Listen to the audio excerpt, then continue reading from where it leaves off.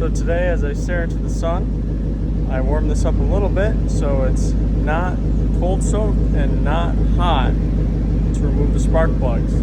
That's what all data says. So it's going to be warm to the touch engine. I'm going to remove the spark plugs by hand, no impacts. So it seems like probably have to take this off.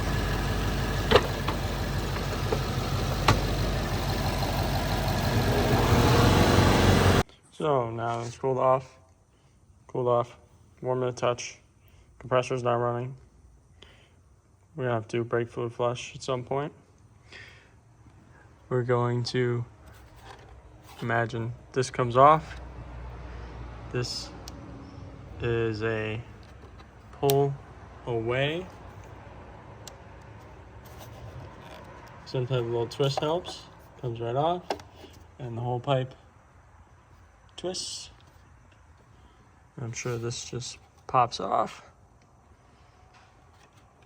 Everything's harder with one hand. We're master techs here, man.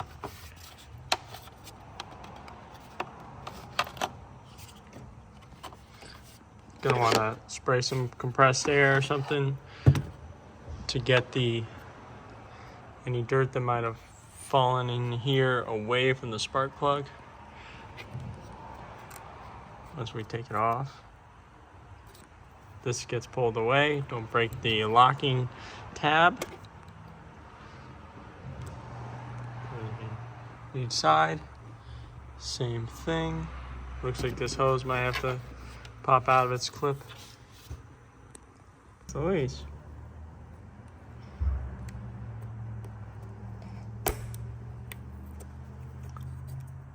That's out of the way.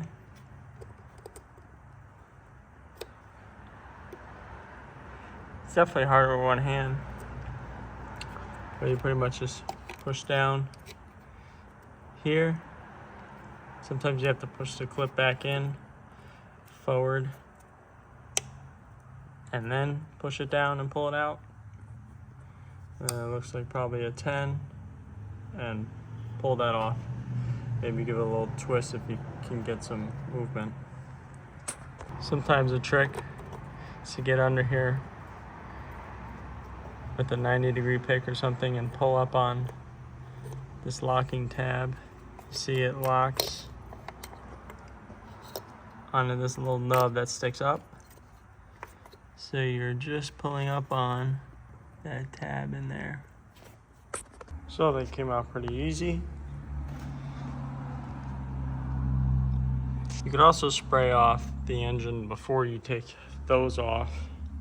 Try and spray it out. Mine's clean. There's not a lot of dirt around it. It looks dirty, but there's not like physical stuff, acorns and stuff in there. So that's okay. You give it a little bop, bop, bop. Don't drop anything there. And then we'll repeat. This is what I got from the parts store. The instructions don't say anything about lubricating the threads. It says, I think 14 Newton meters, 124 inch pounds, definitely not foot pounds. So if you lubricate these threads and you put them in, it's going to be a different torque spec than if you were to put them in dry. Now, if this was the drift car, I would put stuff on it and just jam them in there. This car is a little nicer, a little more sophisticated, if you will. So I'm going to follow the procedure. This plug looks harder to get to. Looks like you might have to take this off, take this off, move this out of the way so that you can undo the clip there. This, I think, just pops off the valve cover. Yep. It's just a clip that pushes in. And this is the same way.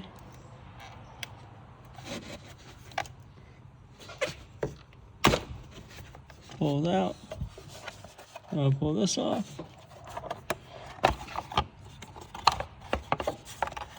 Get the fuel line out of the way. Oh no, come on.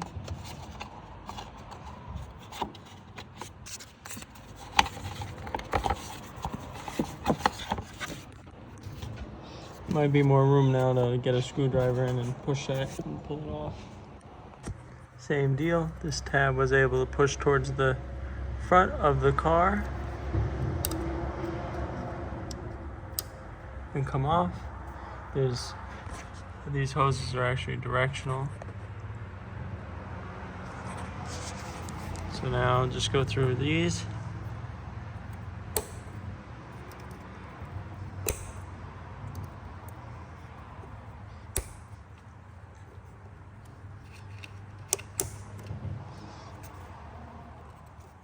And then take them all off. These are actually 8s. For some reason, through the camera, I thought it was a 10. I'm like working through the camera, which is a little weird, but. So here's the biggest gap, 0.053 inches, I believe is what the spec said. And these plugs are slightly more than the largest gap allowable, ever so slightly. This doesn't fit in the new plug at all. I'm gonna measure what the new plug is at. Smallest allowable gap is 0.039 inches. And this is about 0.034. So it's a little tighter than the gap it asked for. It doesn't say it on the box, but it's slightly tighter gap than air ride up to get over this bump.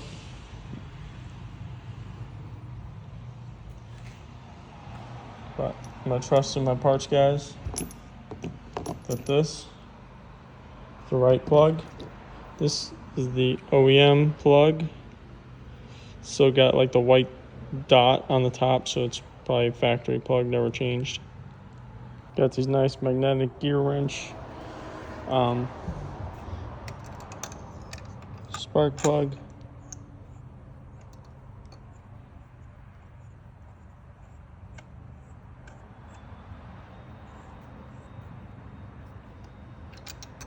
$14 newton meters is not a lot.